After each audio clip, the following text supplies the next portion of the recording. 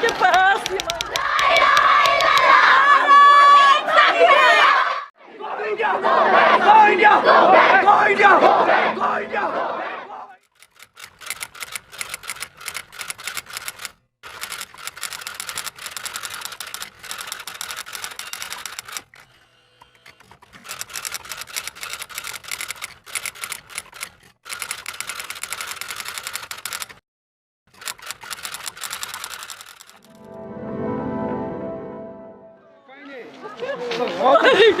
Atas kertas, atas gitu ke pasti.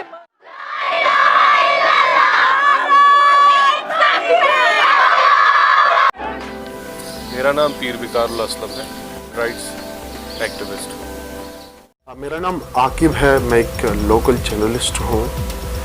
याकूब दुनू है और मैं Kashmir house boat owners association का तर्जुमान स्पोक्स पर्सन हूँ।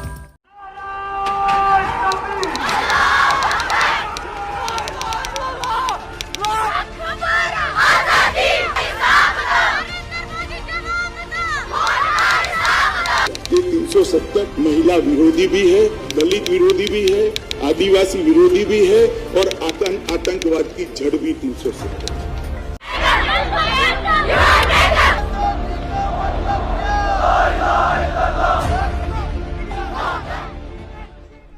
अनुच्छेद 370,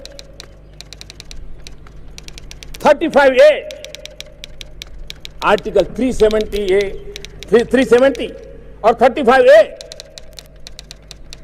क्या कारण था? इस सरकार की पहचान है, हम समस्याओं के टालते भी नहीं हैं, हम समस्याओं को टालते भी नहीं हैं और न ही हम समस्याओं को पालते हैं।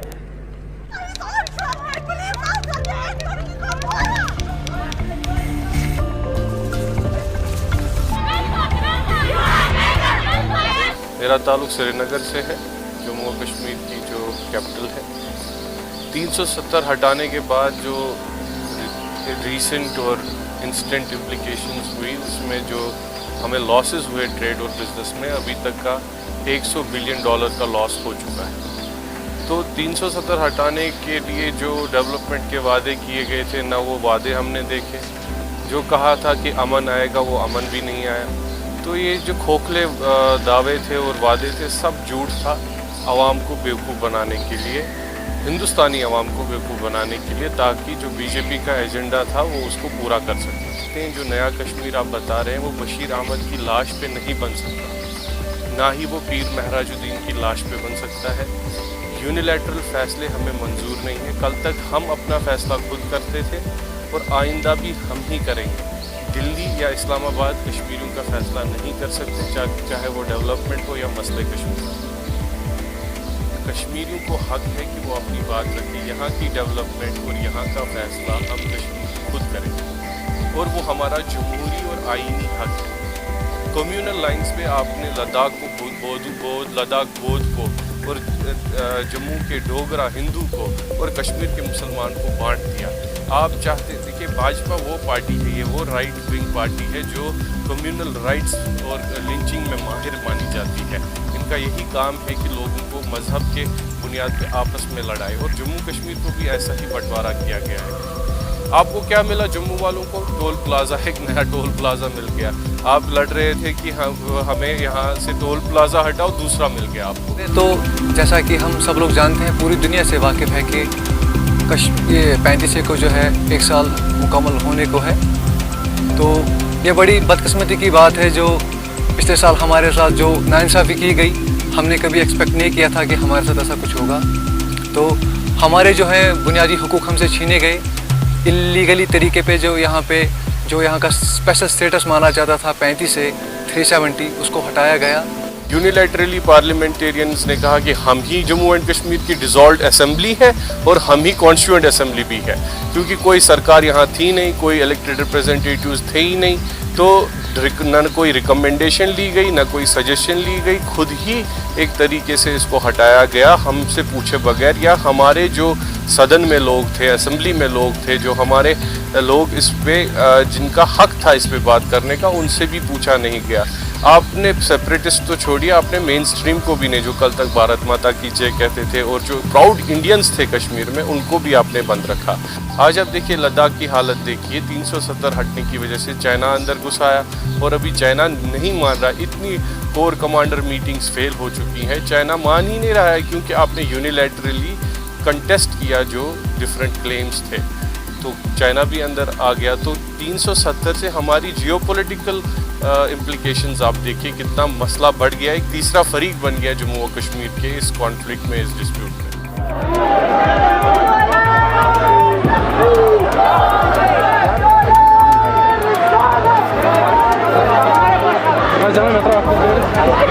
इन लोगों ने वही स्ट्रेटजी फिर से अपनाई, लोगों को जो है हरासा किया, हैरेसमेंट वगैरह और क्या बोलते हैं इसको, गिरफ्तारियां वगैरह की, लोगों को जेलों में डाला गया। यहाँ के जो नौजवान लोग हैं, यहाँ की नौजवान नस्ल है जो सड़कों पे आए अपना बुनियादी हक हासिल करने के लिए, उन लोगों को जेल में डाला गया, उन लोगों को तिहाड़ जेल में डाला गया, लखनऊ जेल में डाला गया।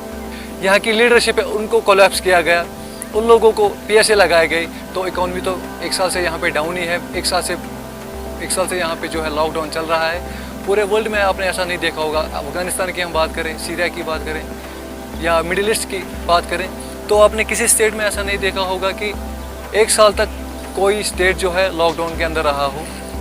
यहाँ के लोगों को मतलब डोमिसाइल सर्टिफिकेट्स वगैरह, बाहर के लोगों को डोमिसाइल सर्टिफिकेट वगैरह प्रोवाइड करके यहाँ पे जो है मर्दमशुमारी करनी है, एक वोट करना है। उसके बाद ये चाहते हैं कि पूरे इलीगल तरीके से जो है, ऑक्यूपेशन तो अभी चल ही रही है, तो पूरे इलीगल तरीके से जो है यहाँ पे कश्मीर पे कब्जा किया जाए और जो कश्मीर जो बायलैटरल इशू है Kashmir between India and Pakistan, वो हमेशा के लिए उसका चैप्टर क्लोज हो। एजुकेशन सफ़र हो रही है, बिजनेस सफ़र हो रहा है, काफ़ी कुछ सफ़र हो रहा है, हेल्थ केयर सफ़र हो रहा है। हम चाहते हैं कि हमारा इंटरनेट जो है रिस्टोर किया जाए। दुनिया अभी 5G चला रही है, लेकिन अभी वैसे ही मतलब 2G हमें यहाँ पे मतलब प्रोवाइड किया जा रहा है। काफ़ी नाइंसाफ़ी हो रही है यहाँ पे। हम चाहते हैं ये चीज़ें बहाल हो यहाँ पे जल्द से जल्द कश्मीर में। हम चाहते हैं हमारा स्टेटहुड हमें वापस दिया जाए और इंटरनेट वगैरह जो है यहाँ पे रिस्टोर किया जाए।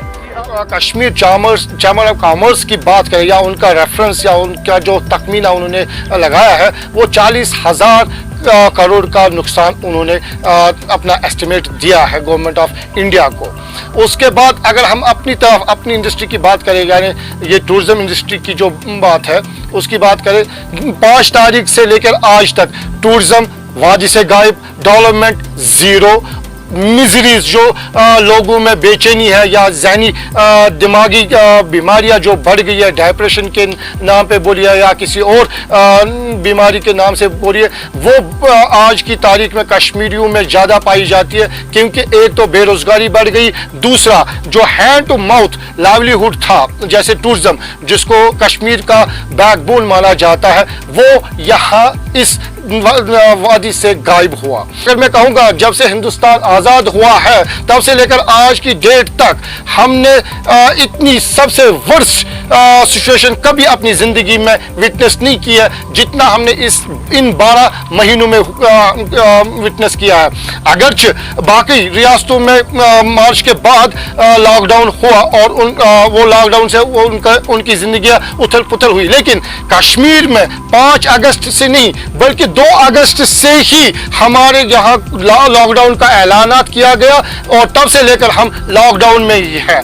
11 महीने में यहाँ पे मुकम्मल तौर पे टूरिस्टों को यहाँ पे आने की इजाज़त नहीं दी गई थी। तो उससे नतीजा ये हुआ कि हम जो शोबे सयाहत से जुड़े हुए लोग हैं जिनका मैंने नाम लिया, चाहे वो हाउस बोट वाला हो, होटल हो, टैक्सी ड्राइवर्स हो या शिकारे वाले हो, अलगर्ज जो भी इस शोबे सयाहत से जुड़े हैं, उन तमाम के तमाम जुड़ने वालों को एक ज़बरदस्त दचका इस आर्टिकल 370 जो एब्रोगेशन हुआ या 35 से एब्रोगेशन हुआ, उससे ज़बरदस्त इस शोबे सयाहत को दचका लगा। ट्रांसपोर्टर जो है अब वो परेशान है, उनके पास रहा ही नहीं कुछ, अब वो अपनी गाड़ियाँ ही बेच रहे हैं, गाड़ियों को कुछ आ रहा ही नहीं, उनको भी 1 लाख 1.5 लाख आ रहा है, तो उससे भी उनका हालत बराबर नहीं हो जाएगा। वो उससे भी कितना वो करेंगे, 1 महीना 2 महीना 4 महीने निकलेंगे, फिर भी वही पोजीशन बनती है। आखिर में ये ट्रांसपोर्टर जाए तो जाए कहाँ, ये ड्राइवर कंडक्टर साहब बने या इससे जो एम्प्लॉयज़ है वो तो जाए तो जाएगा, उनको कोई पुरसान करने वाला नहीं है। ट्रांसपोर्टरों पर हमारे ड्राइवर कंडक्टर साहिबान जो है मालिक से जब चौ तबका वापस आए, फ्रूट बेच रहे हैं अब गाड़ी में, अब हमारी गाड़ियों को कोई पूछने वाला भी नहीं है, प्रोत्साहन करने वाला कोई नहीं। हम यही चाहते हैं कम से कम इस सेक्टर की तरफ तवज्जो दिया जाए और कश्मीर के जो ट्रांसपोर्टर्स हैं उनको भरपूर मुआवजा दिया जाए।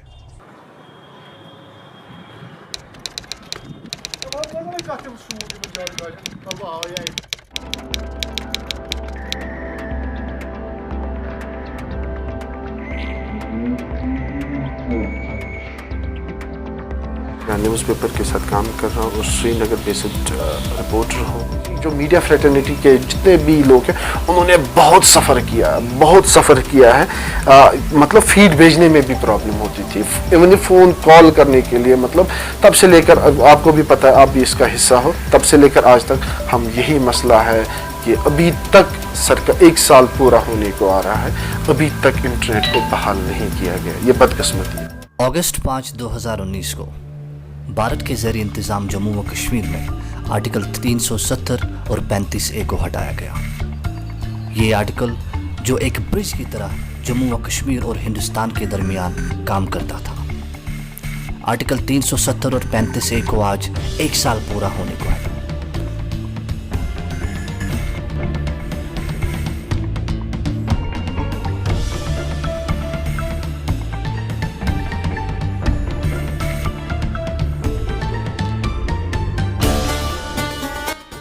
आर्टिकल 370 और 35A को गैर कानूनी तरीके से हटाया गया, जिसकी यही वजह रही यहाँ के लोग, ताजिर, अवाम, आम शहरी और यहाँ के जो पॉलिटिशियंस थे वो कभी भी इस फैसले से खुश नहीं हुए।